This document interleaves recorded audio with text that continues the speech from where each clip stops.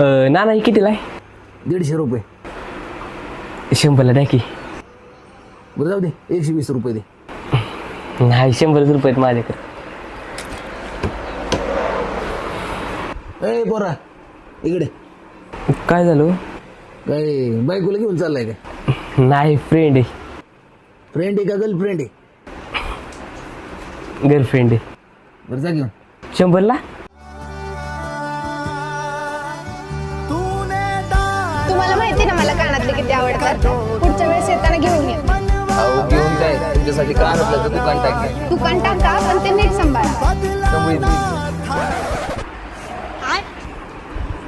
ए बांडगोळा इकडे.